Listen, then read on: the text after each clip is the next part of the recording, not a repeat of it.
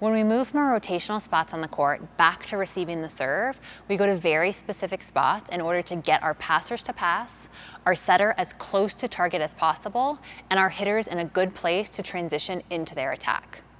The rules here are simple, but most athletes simply memorize their serve-receive positions instead of understanding the overlap rules. Let's start in rotation 1.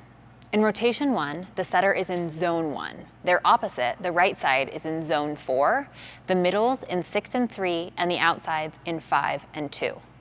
This is a common starting position because it gives us 3 attackers in the front row for a longer period of time. The placement of the positions alongside each other rarely changes because this setup gives balance to all positions in the front and back row at any given point. So here are the rules. The players in the corners can never go on the other side of the person directly vertical or horizontal to them. The players in the middle can't go in front of either player horizontal to them or the player directly vertical to them. So with these rules in play, let's start in rotation 1.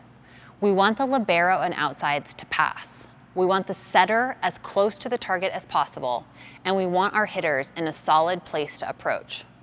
If the zone 1 passer isn't passing well, or our right side hitter is a solid passer, we can move the zone 1 passer up to the net so our setter has a smaller distance to run and the attacker can focus on attacking.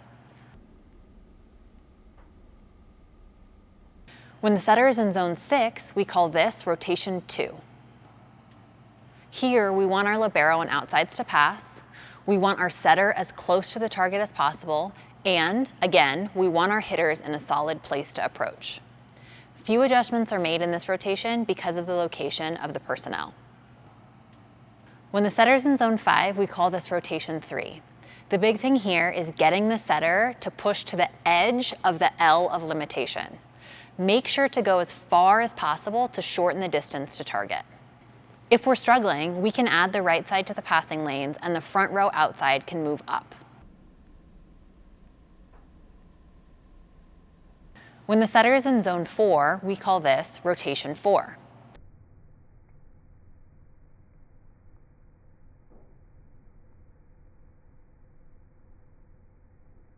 When the setter is in zone 3, we call this rotation 5.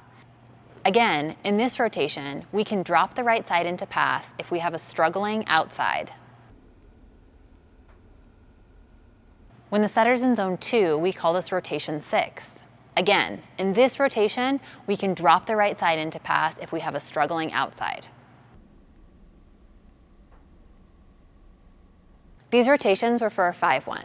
If you're running a 6-2, the alignment and serve receive would be the same for rotations 4 through 6 as it is for rotations 1 through 3. So we have rotation 1, rotation 2, rotation 3, rotation 4, rotation 5, and rotation 6.